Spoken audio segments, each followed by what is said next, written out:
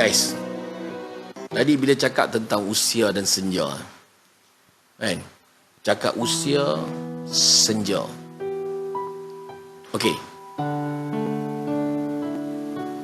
Di zaman kita muda, selalunya kita fikir tentang apa? Waktu kita muda, kita tertanya-tanya, nanti usia kita tua macam mana? Adakah kita ni telah buat persediaan di hari kita tua? Of course kita akan pergi jua nanti. Di waktu kita remaja, Allahumma salli ala Muhammad, waktu kita remaja. Sorry guys, saya cut sikit tang lagu.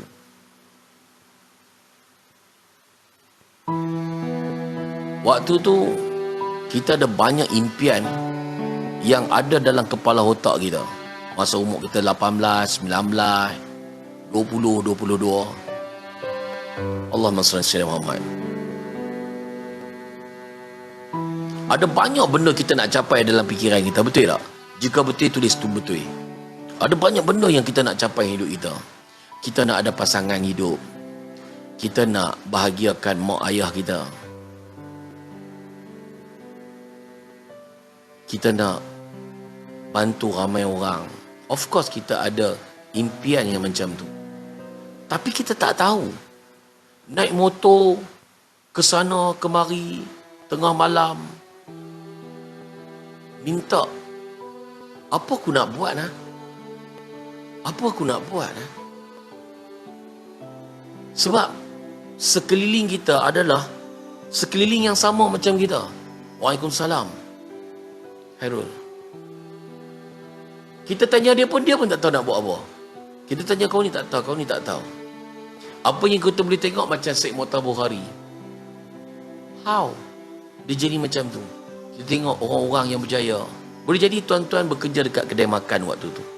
Boleh jadi you kerja dekat kilang-kilang pada waktu tu.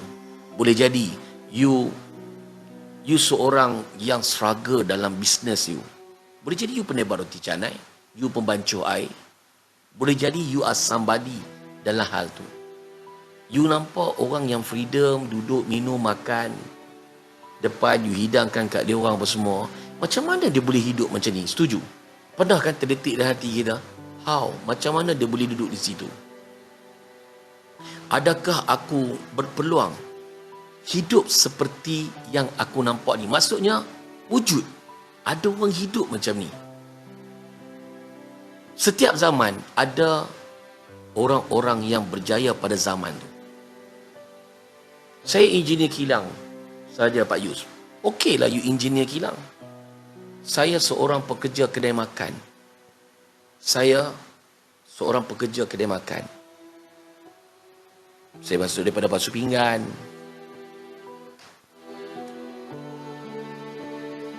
Daripada basuh pinggan, saya belajar bancuh air. Okey? Belajar bancuh air. Lepas tu saya start belajar goreng-goreng. Mula start isi laksa lah, nasi ayam lah dalam pinggan. Tak boleh buat. Tapi sentiasa nak belajar. Nak belajar upgrade diri kita. Gaji RM5, RM7 gaji waktu tu. Allahumma salli ala Muhammad. Susah nak dapat gaji RM20.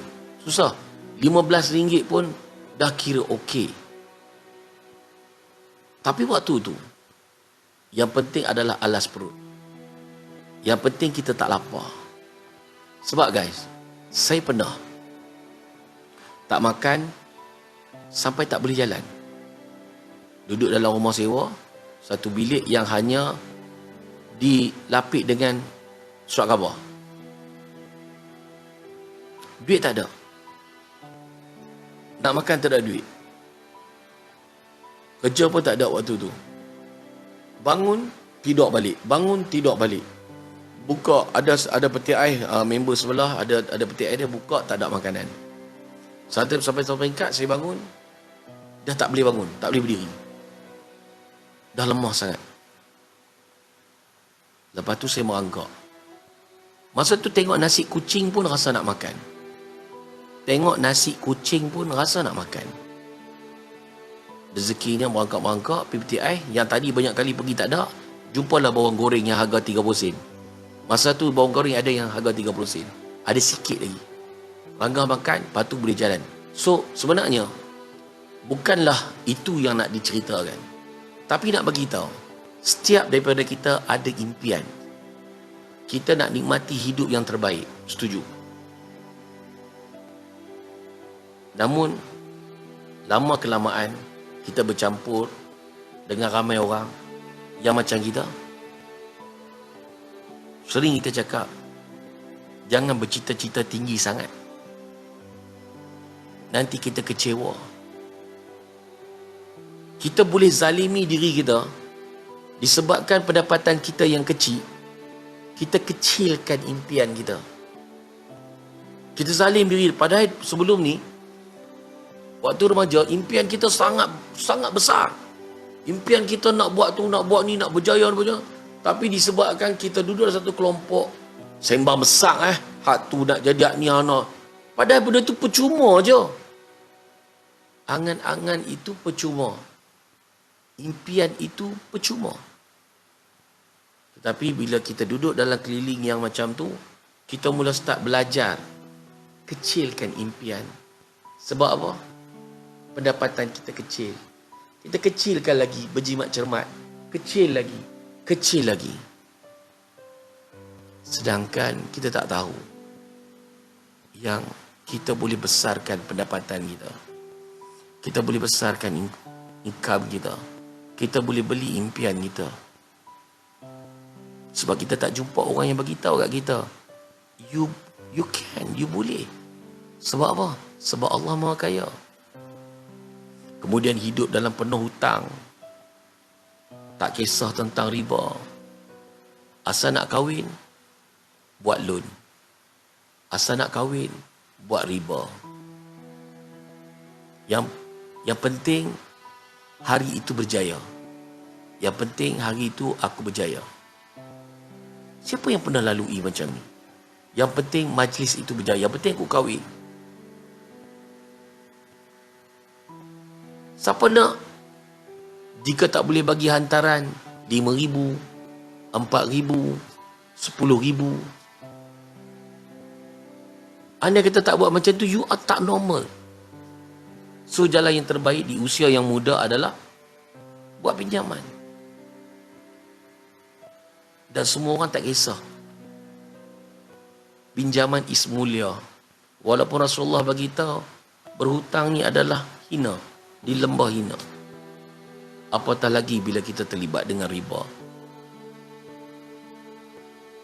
Allahumma salli ala Muhammad. Allah istirahat perang. Allah dan para rasul istirahat perang dengan mereka yang terlibat dengan riba. Namun kita tak peduli semua tu. Kita tak mahu tahu. Yang kita tahu, setiap bulan kita nak bayar hutang kereta, nak bayar hutang rumah, komitmen kehidupan. Walaupun dah kahwin, tapi jarang bertemu dengan isteri. Walaupun ada anak, tapi jarang bertemu dengan anak. Sebab kita sibuk dengan overtime, dengan part time. Sebab sasaran utama kita adalah melepaskan diri kita pada setiap bulan untuk bayar semua komitmen tu. Pernah tak kita terfikir, adakah ini kehidupan sebenar? Pernah tak kita tanya diri kita, adakah ini kehidupan yang aku nak? Pernah tak kita sebut benda ni? Namun langit tak selalu cerah. Kita tak selalu boleh berjaya dalam setiap pertarungan kita dengan hutang-hutang tadi. Dengan komitmen-komitmen yang wajib tadi. Kita selalu tewas. Kemudian, kita bina lagi hutang untuk lepaskan bulan ni. Untuk sengsara di bulan-bulan yang akan datang, lebih sengsara. Namun waktu tu tidak ada pilihan. Kemudian kita renung balik, boleh jadi sebab aku tak belajar bersungguh-sungguh. Sebab tu hidup aku macam ni. Kita mula start rasa tersilap, bersalah. Sebab waktu sekolah dulu kita tak belajar bersungguh-sungguh. Betul? Ada terfikir macam tu? Ada terfikir macam tu? Ada terfikir? Jika ada, komen ada. Kita mula kesali dengan apa yang berlaku. Dan kita pun mulalah. Bila kita ada anak, anak kita membesar. Dan kita pun pesan-pesanan yang sama. Macam terdahulu pesan kat kita. Belajar rajin-rajin nak. Nanti besar dapat gaji besar. Hidup terjamin. Belajar rajin-rajin nak.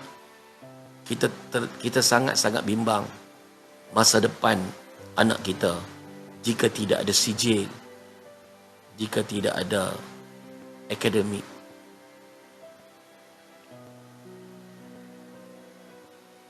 Hakikatnya, jangan katakan bulanan untuk mak ayah dapat kita bagi, kita beri. Hakikatnya, kita tak call mak ayah bukan sebab kita tak ingat, tapi kita malu. Kita malu sebab kita tak pernah beri apa-apa untuk dia orang.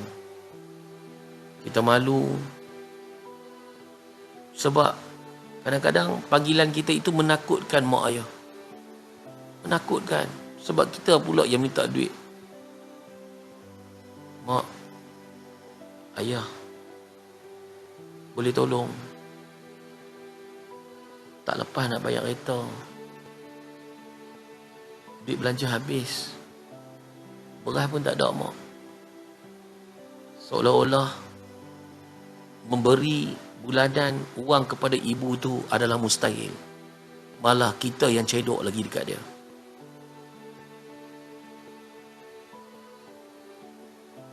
Tak cukup macam tu. Serahkan anak-anak pada mak ayah. Jaga cucu-cucu dia sebab kita sibuk dengan kerja. Nak upah orang lain kita nak upah orang, nak kena bayar upah. Yang dulunya mak ayah kita membesarkan kita, menjaga kita. Hari ini kita bagi mereka pula yang jaga anak-anak kita. Kitaran kejam ini terus berlaku. Kadang-kadang kita tanya tak, adakah ini kehidupan? Bertarung pagi, petang, siang, malam untuk bayar hutang.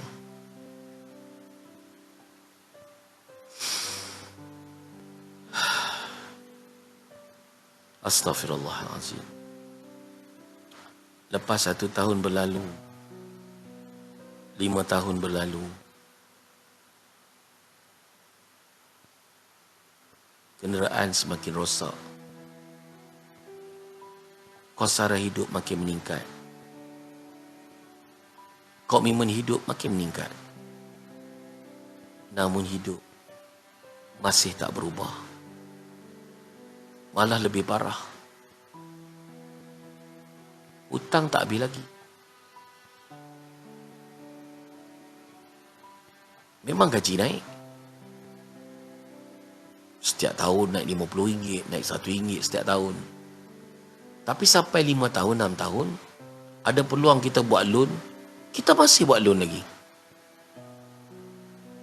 Dengan harapan, loan yang kali ini dapat mengubah hidup kita.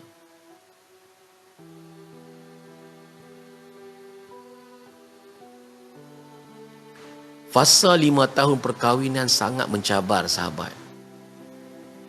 Waktu itulah bergaduh dengan isteri, bergaduh dengan suami. Masing-masing mula mengungkit, mempertikaikan masing-masing. Kenapa? Ada yang tewas pada tahun ke-4, tahun ke-5. Kenapa? Kadang-kadang fikir-fikir balik. Allah Mesih Muhammad. Tak kahwin pun tak apa. Kahwin macam ni punya susah. Yang kita bertaruh pada 5 tahun dulu untuk seorang yang kita sayangi, kita cintai, hari ini derita hidup membuatkan kita rasa ini adalah bebanan. Astaghfirullahalazim. Itulah dia kehidupan, guys. Kita tak tahu nak salahkan siapa. Kita tak tahu nak salahkan siapa, apa yang jadi kat hidup kita ni. Kita mula tercari-cari siapa yang bersalah. Kenapa komitmen hidup makin tinggi, taraf hidup makin tinggi? Hakikat dia, hidup kita adalah milik kita. Hakikat dia,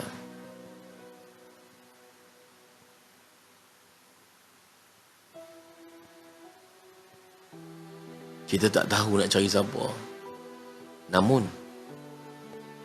tiba-tiba ada suara berbisik.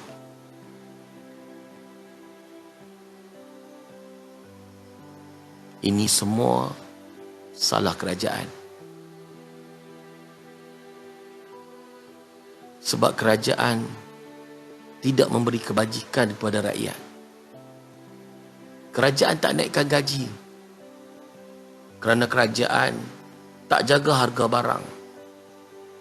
Kerana kerajaan ada suara-suara tu berbisik. Kita yang dalam tertekan ni, guys,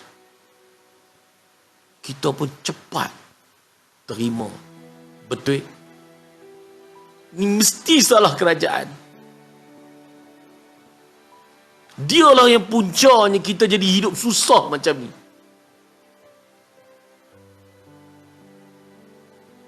Jika kerajaan ni betul-betul berkebajikan, hidup kita tak susah macam ni. Suara-suara itu nak dapatkan sokongan. Sebab untuk kepentingan sesuatu. Menceritakan tentang mata wang jatuh, mata wang naik. Cerita tentang bursa saham ditutup lega, ditutup tinggi, ditutup rendah. Kita makin semangat. Dan kita merasakan itu adalah perjuangan sebenarnya untuk mengubah hidup kita. Astaghfirullahalazim. Inilah satu perjuangan yang perlu kita lakukan untuk selamatkan hidup kita yang perik ni. Kita sangka itu benar. Kita mesti tumbangkan kerajaan yang ada ni. Lepas tumbangnya kerajaan ni, insya-Allah hidup kita dah tak macam ni lagi. Itu sangkaan kita.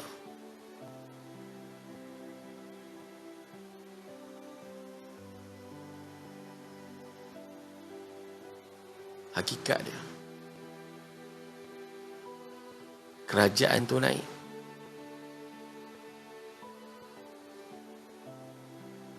Hidup kita tak berubah. Kita masih marah kerajaan tu lagi. Tumbang lagi satu kerajaan. Naik kerajaan lain pula.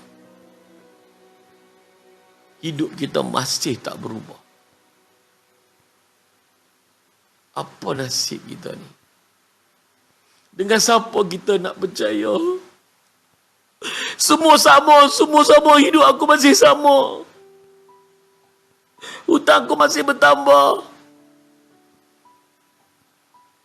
Aku rela PKP balik, anak tak pergi sekolah, belanja semua tak banyak. Aku rela kembalikan PKP. Aku rela. Waktu tu aku tak dipersalahkan sebab semua orang sama waktu tu. Ada yang rasa macam tu. Waalaikumsalam yang beri salam.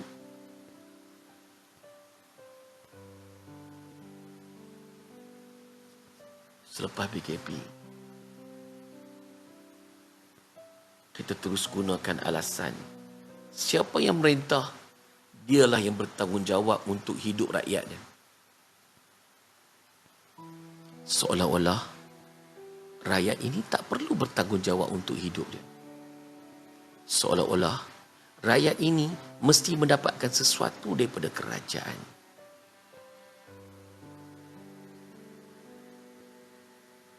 Subhanallah. Teman-teman, sahabat-sahabat yang disayangi, yang ku kasihi. Boleh jadi apa yang kita sangka tu kita puas dengan apa yang kita sangka. Izinkan saya kongsikan perkara ini. Hakikat sebenarnya, hidup kita adalah tanggungjawab kita sendiri.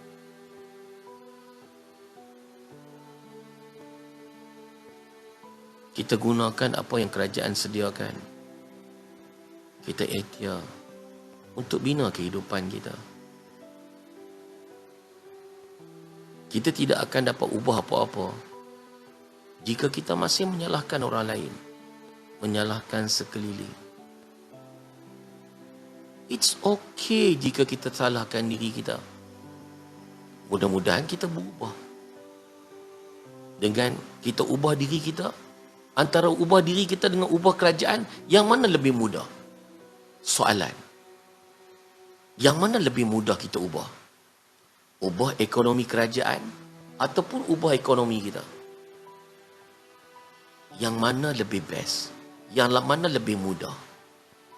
Daripada kita fikirkan satu sebuah negara untuk kita ubah, dengan kita ubahkan kehidupan kita. Yang mana lebih best? It's okay untuk kita salahkan. Apa yang berlaku sekarang adalah kerana diri kita. It's okay untuk kita tengok di mana kelemahan kita. It's okay untuk kita cari ilmu macam mana kita nak keluar daripada zon kesusahan ni, kemiskinan ni. Kita pun tak mampu selesaikan hutang kita. Macam mana sebuah kerajaan nak selesaikan hutang rakyat dia?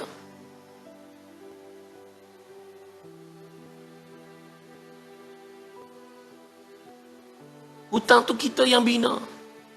Kita yang cipta.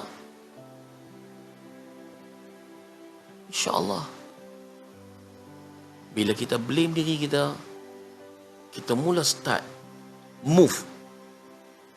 Otak kita mula start berdoa. Berfikir itu berdoa. How? Aku nak lepaskan hutang aku yang 100,000, yang 10,000 ni, yang berjuta ni. Beri soalan. Sebab Allah Ta'ala menganugerahkan setiap daripada kita adalah apa? Akal. Yang memang tempat dia kau tanya apa kau nak. Kau tanya je. Tak dapat jawapan hari ni, it's okay. Lama kelamaan, masalah yang kita tanggung ni akan menjadi semakin mudah sebab otak dah biasa berfikir dan memikirkan macam mana nak solve masalah ni. Otak pun macam tubuh badan kita juga. Dia perlukan latihan. Dia perlukan lama-lama dia akan jadi simple. Percayalah sahabat. Daripada kita buang masa fikir siapa nak jadi YB. YB pun sesak dia. Macam dia nak fikir untuk orang. Sebab tu 14-0 pun tak boleh buat apa untuk semua orang. Dia fikir tentang dia. Sebab dia pun tak mampu nak tolong orang. Maknanya, siapakah yang paling layak untuk bantu diri kita? Saya nak tanya sahabat-sahabat. Siapakah sebenarnya yang paling layak untuk bantu diri kita? Siapakah sebenarnya untuk tentukan berapakah gaji paling sesuai untuk kita? Tak lain tak bukan. The power of you adalah diri kamu sendiri. Kamu boleh minta berapa gaji kamu nak pada diri kamu. Kamu boleh minta berapa masa kamu nak bekerja untuk diri kamu. Kamu boleh tentukan setiap dalam hidup kamu. Setiap inci dalam hidup kamu. InsyaAllah. Percayalah sahabat. Sebenarnya, bukan semua orang susah. Orang yang senang menjadi inspirasi pada kita. How? Macam mana dicapai kesenangan? Adakah kita ingin seperti dia? Allah tunjuk contoh.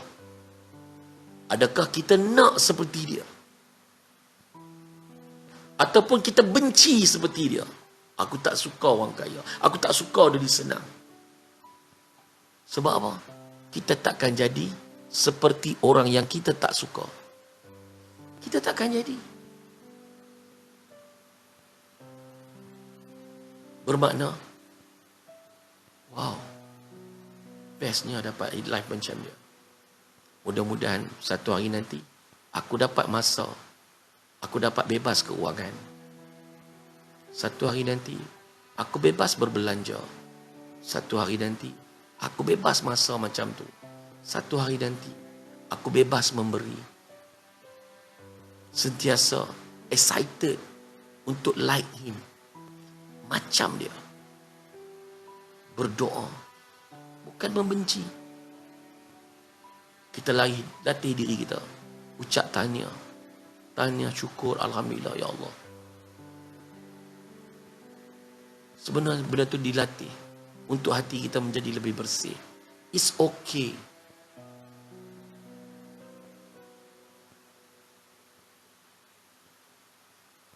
It's okay. Untuk menjadi seperti itu.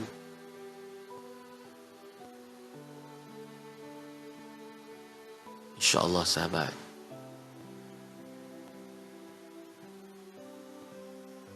InsyaAllah, insyaAllah. Yang benar. Kita mencari keredaan. Tapi kalau kita dalam keadaan menyalah sana macam sini, di mana keredaan nak dapat? The better way, kita lebih fokus kepada diri kita.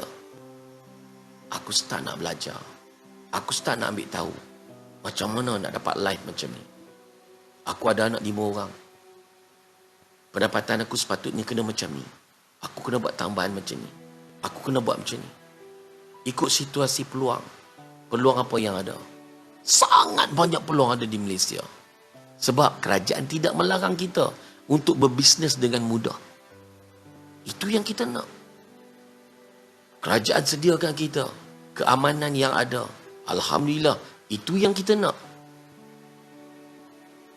Kita nak keadaan aman, keadaan selesa.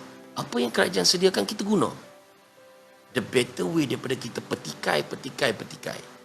Islam adalah diri kita. Kita jaga agama dalam diri kita. Ada dekat Thailand, kerajaan dia bukan Islam. Namun Patani, Islamnya Alhamdulillah kuat. Dia jaga agama dia. Maknanya, Islam tu adalah kita. Nenek moyang kita dulu. Kepimpinan yang ada adalah penjajah. Namun nenek moyang kita menjaga Islam. Maknanya Islam itu diri kita.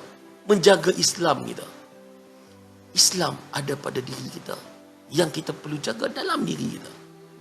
Kepada keluarga kita, anak-anak kita. Hakikat sebenarnya itu.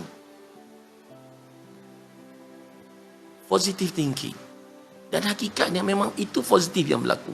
Walaupun penjajah yang menjajah negara ini, kamu tidak lepaskan agama kamu, maka agama kamu diterpelihara. Tidak ada mana-mana parti pun yang selayaknya mengatakan dia parti Islam. It's okay. Perlahan-lahan tinggalkan harakah. Perlahan-lahan tinggalkan surat khabar. Cabut plug TV. Jual TV. Fokus. Tak payah tengok drama-drama. Berita tak payah tengok. This is a tip jika nak tahu how you nak ubah life you. Apabila you start ambil tahu tentang orang. You start Berhenti ambil tahu tentang benda lain selain daripada diri you. Masa kita ada 24 jam. Masa ada 24 jam sahaja.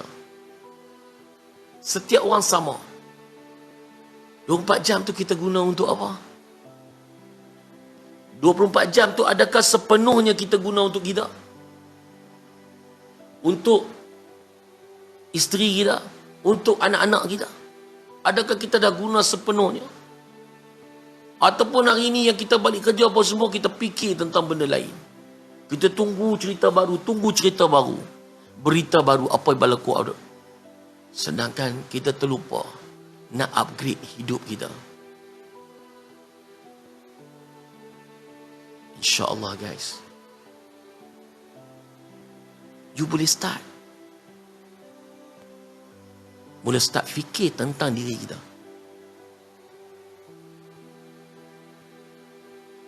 Berbalik kepada sahabat kita yang cakap tentang senja.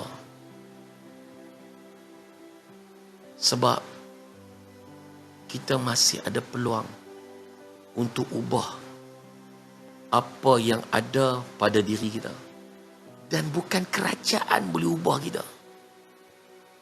Kita boleh ubah diri kita sendiri. Kita tidak perlukan kerajaan untuk ubah kita.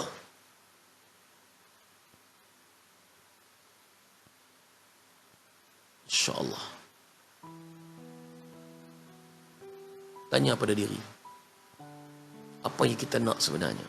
Pernah kita tanya kat diri tak? Guys, cuba tulis korang nak apa? Cuba korang tulis korang nak apa? Apa yang korang nak capai hidup korang?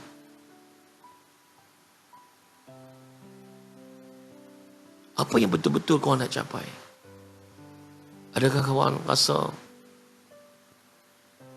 nak balas jasa, nak dapat kehidupan lebih baik? Tak terbalas jasa ibu, terfikir nak bagi sebulan kat mak, maybe 1,000, 2,000, 3,000 sebulan, untuk dia orang happy. Yes, bila buat macam tu dapat redha Allah.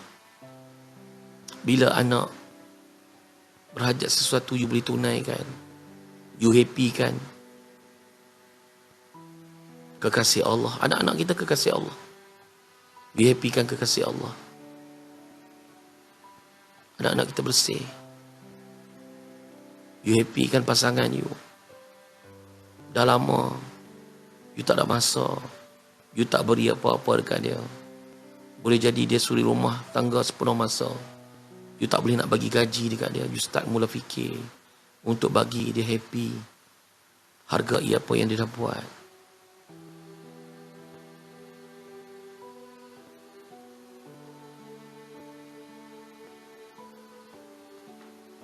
$100 bagi ibu bapa pun dah okey dah. Jangan lupa ibu bapa. Upgrade. Upgrade lagi. Jangan sekadar lepas batuk di tangga. Andai kata anak kita bagi kita 100, 200 sebulan, kita rasa okey ke? Doakan anak-anak kita menjadi anak-anak yang hebat, yang selalu ingat. Dan kita kena start dulu bagi ikhtiar lagi. Aku nak bagi yang the best dekat family aku, dekat mak ayah aku.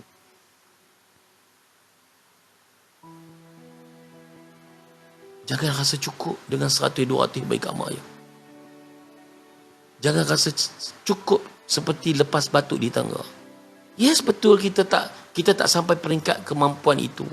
Namun kita boleh upgrade kerana love, sayangnya kita kepada mereka.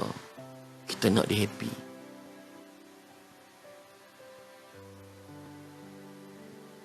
Alhamdulillah cikgu. Yang ini sepatutnya kita ingatkan sesama kita.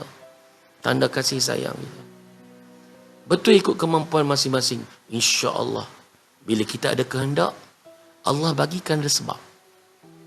Ya Allah, aku nak macam ni ya Allah. Sebab aku nak bagi dekat mak aku sebulan 1,000, sebulan 2,000, sebulan 3,000, ya Allah. Ya Allah, pemudahkan rezeki kau, ya Allah. Ya Allah, Allah bagi bersebab, bagi tahu sebab apa kau nak. Allah bagi, insya-Allah. Berani minta. Minta aja. Allah suka hamba dia yang meminta-minta.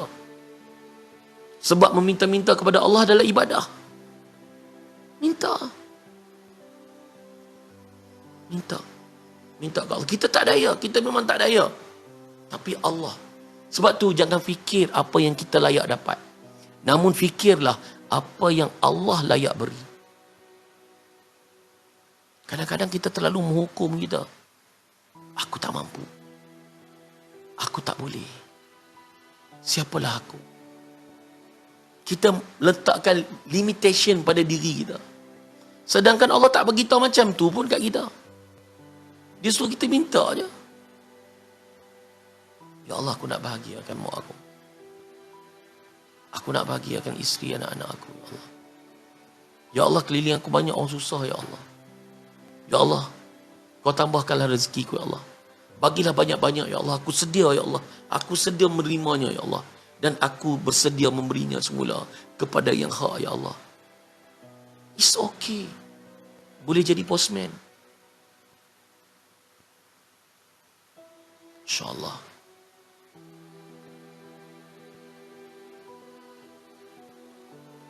Kita boleh jadi pemberi. Kita boleh jadi postman. Sebab rezeki ni memang, bila ayat-ayat rezeki ni disebut kami. Allah ni bila tentang rezeki ni disebut kami. Sebab rezeki tu melalui.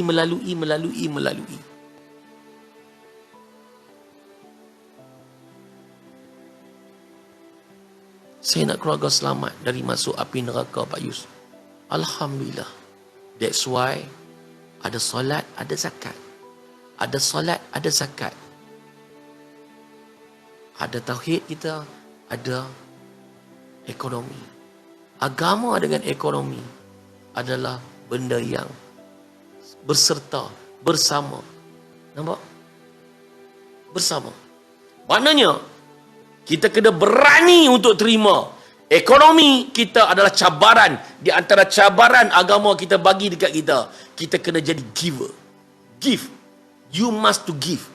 Sebab tu, kenapa arwah-arwah dalam kubur diminta nak hidup balik?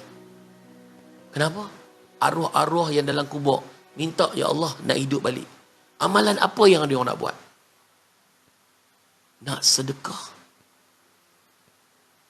Dia orang nak give. Nak memberi. Kerana matlamat hidup kita adalah memberi. Allah Ta'ala lahirkan kita di matlamatnya untuk kamu memberi. Sebab kamu khalifah. Kamu khalifah. Faham tak? Kamu tidak boleh lari daripada tanggungjawab. Tanggungjawab kamu adalah memberi. Bermakna kamu kena ada. Yes, aku bersedia. Mula dengan free. Senyuman. Free. InsyaAllah. Bila kita boleh mula dengan yang percuma, InsyaAllah kita akan dapat yang berbayar. Kita boleh bagi dengan berbayar. Berani untuk terima. Tingkatkan ekonomi kita. Kerana kemiskinan juga mendekatkan kita dengan kekufuran. InsyaAllah guys. Saya percaya. Bila korang ekonomi cantik, banyak benda manfaat korang boleh fikirkan dan korang boleh buat. Mula, jangan bazirkan masa kita untuk benda yang tak ada kena mengena dengan hidup kita, dengan diri kita.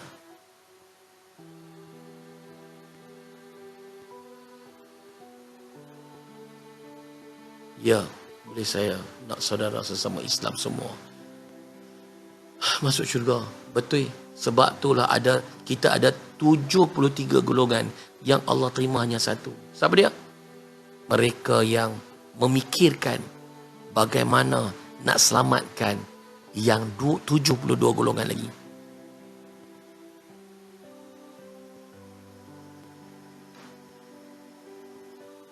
Terima kasih saudaraku kerana pesanan. Alhamdulillah. You just thinking. Minta. Maksud minta ni, minta dan tanya. How? Allah bagi jawapan. Sebab kita ada ni. Kita ada ni. Waras. Kita guna ni. Bila kita tanya, automatik yang ni bergerak. Kita tanya macam mana, hak ni bergerak. Macam mana aku nak buat macam ni? Macam mana aku nak dapat ni? Boleh jadi hari ni tak dapat sebab otak belum biasa berfikir bab tu. Tapi lama kelamaan, dia akan menarik. Dia menarik apa yang you nak. Dia akan jadi sebab-sebab yang you nak benda tu. Nampak? Dia akan bawa kamu ke arah tu. Allah akan uruskan semuanya untuk kita. InsyaAllah. Bahagian kita apa? Minta. Bila tanya tu apa? Minta kan? Sebab tu kita jangan tanya benda sia-sia. Tanya benda yang best. Contoh. Rabun ni macam mana? Kalau tak pakai spek nampak apa? Kalau pakai nampak macam mana? Maka tak lambat lagi kau pun rabun. Kau pun pakai spek. Itulah jawapannya. Faham? Jangan tanya benda yang sia-sia. Kalau kamu tak nak benda tu, kamu jangan. Saja-saja tanya. Tanyalah benda-benda yang bermanfaat. InsyaAllah. Tak perlu beri kenyataan. Beri soalan. Bila kamu beri kenyataan, otak berhenti berfikir. Latih otak kita dengan soalan-soalan. Bermakna itu adalah doa, tarik doa. Doa itu akan menarik apa yang you nak. The power of doa. Otak ni tempat berdoa. Sebab tu, jangan terus minta jawapan. Nampak? Bagi soalan. Cari jawapannya. Jangan minta-minta jawapan gitu.